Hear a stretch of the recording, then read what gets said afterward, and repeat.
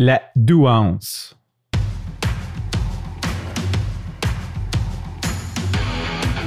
Il aime le code. Il faut que la communication soit codée, mais de façon claire et transparente. La rigidité, c'est pas pour nous. Mon nom est Francis Parent-Valquette et vous écoutez le Sandro Show. Mais le plus important, c'est qu'il est bélier.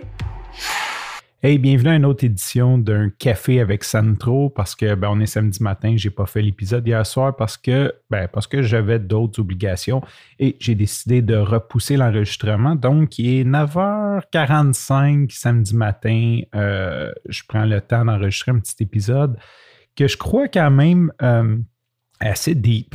J'ai comme l'impression que mes sujets... J'ai eu une bonne révélation il y a quelques jours. Là, je t'en ai parlé avec ma deuxième rencontre avec Mathieu Guénette, conseiller d'orientation. Et c'est sûr que ça me porte beaucoup de réflexion, beaucoup d'introspection, beaucoup de choses à mettre en place, beaucoup d'actions à passer. Ça m'a donné, mon père disait une claque sa gueule, je pense. C'est pas pire comme image. Il y a plein de choses qui me viennent en tête. Je vais essayer de ne pas être trop décousu. Je vais essayer de splitter ça en épisodes, mes pensées. C'est important pour moi de les documenter parce que je pense que c'est quand même une partie importante de ma vie. J'arrive à 40 ans, j'ai des réalisations et je veux m'améliorer. Donc, comment qu'on passe de « OK, those are facts » à quelle action qu'on prend pour améliorer ça? Surtout que là, c'est une croyance, mais ce n'est pas des choses qui se font instantanément. C'est des trucs que je dois travailler sur, selon moi, sur du moyen long terme. Fait que c'est un gros commitment que j'ai envie de dire de ma part. Donc, faire un résumé, je fais ma deuxième rencontre avec Mathieu. Je fais des tests psychométriques, des tests d'orientation. Et ce qu'on découvre, c'est que effectivement, ma vision de la vie, que je suis capable d'à peu près tout faire, mais que je ne sais pas quoi choisir, c'est à peu près juste. Je suis capable de faire beaucoup de choses j'ai plein de capacités, autant intellectuelles et physiques, pour faire plein de métiers et d'apprendre rapidement tout ça. Maintenant, le downside, c'est que mes comportements, mon état d'esprit, peut-être pas mon état d'esprit, je dois travailler sur moi. J'ai beaucoup de sensibilité. Ça, c'est un des gros points. Donc, je suis hypersensible, ce qui me cause de l'anxiété, ce qui peut me causer des comportements dépressifs, des états dépressifs, qui peut me causer du non-action, qui peut me tirer beaucoup d'énergie. Fait que j'ai beaucoup à travailler sur moi. Voilà le résultat. Donc, ce n'est pas un problème de compétence, c'est un problème, je ne sais pas comment le dire, c'est un problème de Francis. On va dire ça comme ça. Fait que j'ai un gros problème de Francis. Et hier, j'avais beaucoup de travail, mais j'ai quand même décidé j'ai dit, je vais quand même essayer de faire au moins une étape, quelque chose. Je suis un peu perdu, je ne sais pas trop quelle étape commencer en premier.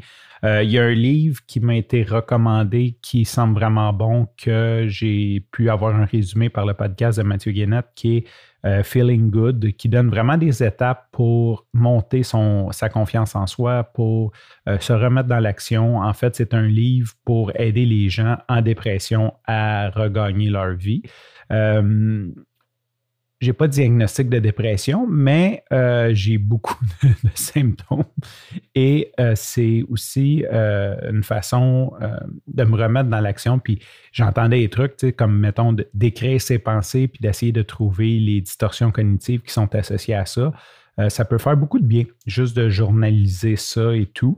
Donc, j'ai commandé le livre, mais je ne sais pas pourquoi Amazon, d'habitude, j'ai ça le lendemain, mais lui, je vais l'avoir juste la semaine prochaine.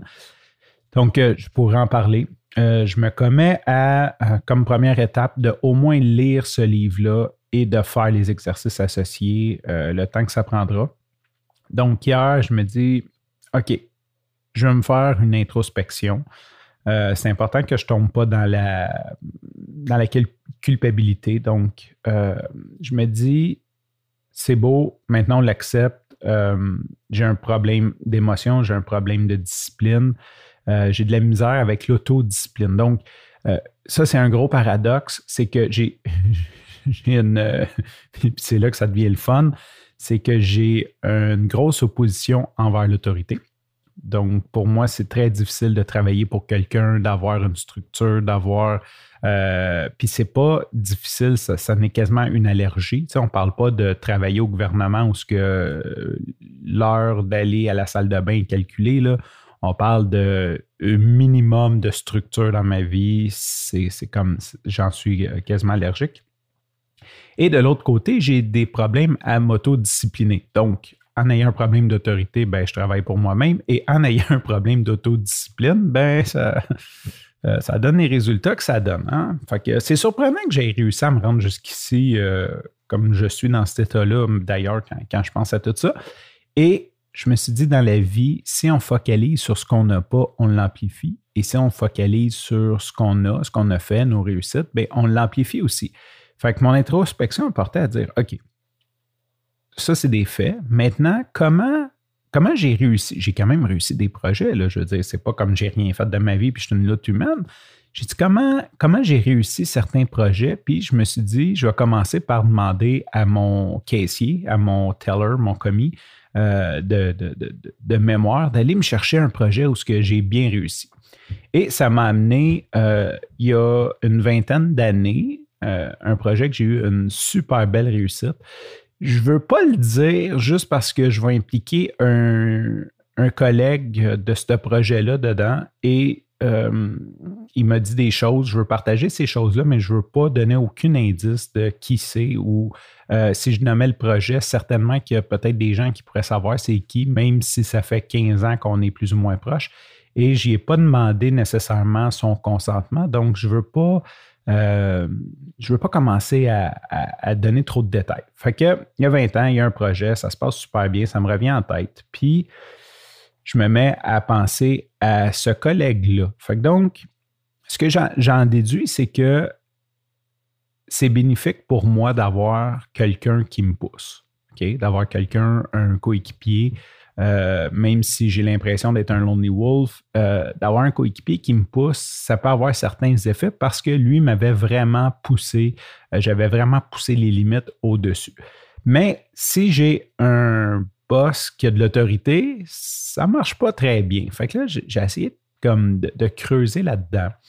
Et ça m'a fait penser que cet ami-là, d'ailleurs, avec ce qui est ressorti de mes tests psychométriques, c'est que des fois, je suis tellement sensible que je me fais des attentes où je vais voir des situations, puis au lieu de les régler, ça me fait tellement de peine que je vais briser une relation, j'ai beaucoup de difficultés à gérer ça. Et bien sûr, avec lui, ben, on s'imagine qu'il y a une vingtaine d'années ou il y a une quinzaine d'années, je travaillais aucunement sur moi, donc j'avais juste raison, puis fuck off. Donc, ça a fini un peu en chicane qui n'a pas eu de fin parce que j'ai mal géré cette chicane-là. Donc, j'ai pris mon courage à deux mains. J'ai décidé aussi de vivre un peu une partie du programme que je fais. Je fais un programme en 12 étapes d'une fraternité anonyme. Bon, je ne le vis pas super bien, mais je me considère dedans, je me laisse le temps.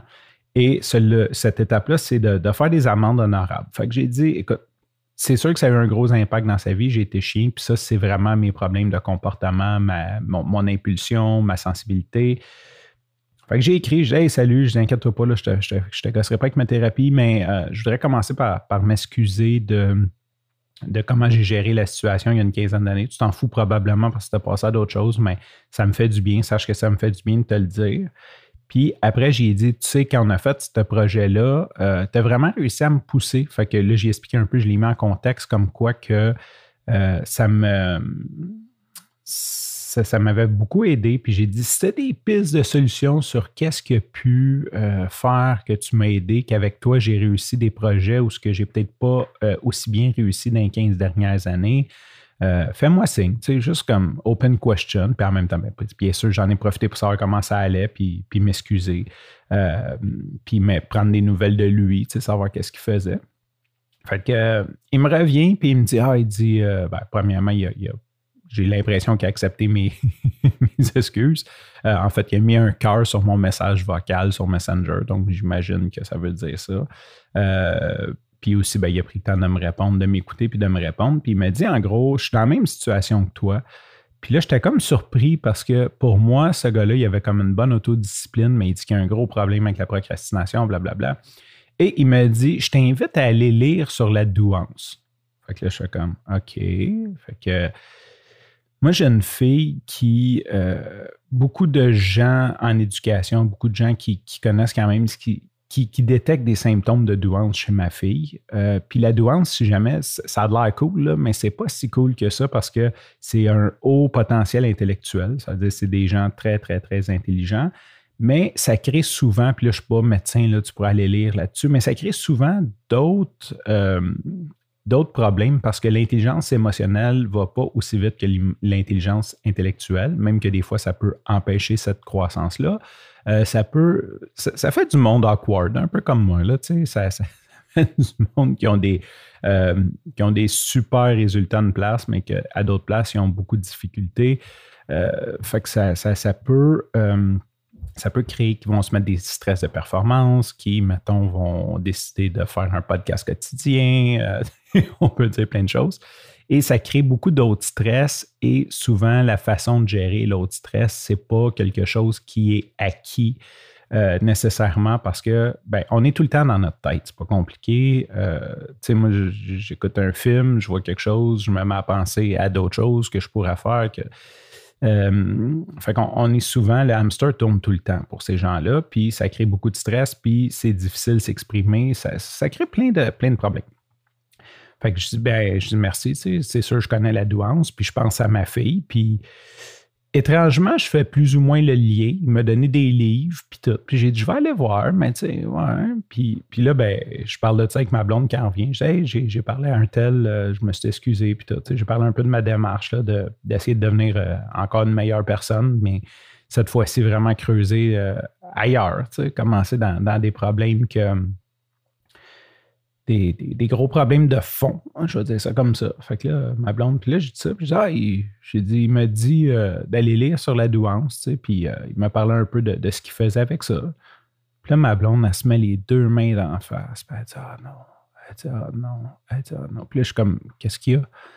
Elle dit « Ça fait 5 ans ou 7 ans que je lis sa douance, que tu sais, pour Jeanne, elle dit qu'on s'informe, qu'on est allé voir le prix des tests, que on a fait plein de démarches pour ma fille qui, on soupçonne, a des symptômes, je ne sais pas comment dire ça, mais qui a un haut potentiel intellectuel. Puis elle dit, j'ai jamais fait le lien que ça pouvait venir de toi. Elle dit, that's it. Ma blonde, elle me regarde, puis comme diagnostic clair, elle dit, un enfant avec un problème de douance, que c'est pas pris en charge, ça donne tout. Comme pour elle, c'était limpide. Fait qu'un autre truc à explorer, c'est possible, c'est fort possible. C'est sûr qu'en plus d'être hypersensible, d'avoir vécu beaucoup de stress jeune en ayant une mère dysfonctionnelle, un père absent, c'est possible que j'aille comme mis ce côté-là de côté, tu sais, comme que moi-même, j'ai jamais vraiment vu ça venir. Fait que c'est un peu ce que je veux te partager. Je sais que c'est peut-être pas les épisodes les plus joyeux. Je sache que je l'ai fait, entre autres pour moi, pour voir cette évolution-là, pour qu'un jour, je puisse définitivement, quand je vais aller mieux, réécouter ça, ou quand je vais être plus vieux, réécouter ça, puis voir un peu comment je pensais. Fait que c'est un peu une photo de ça. Aussi, ça va peut-être inspirer d'autres personnes comme toi qui m'écoutent, qui peut-être ont envie de faire des démarches, de creuser dans ces fameux problèmes de fond, puis d'aller voir qu'est-ce qu'il y en a. Sur ce, je te remercie pour ton écoute. Je te souhaite une super belle journée. Je te dis à demain et bye bye.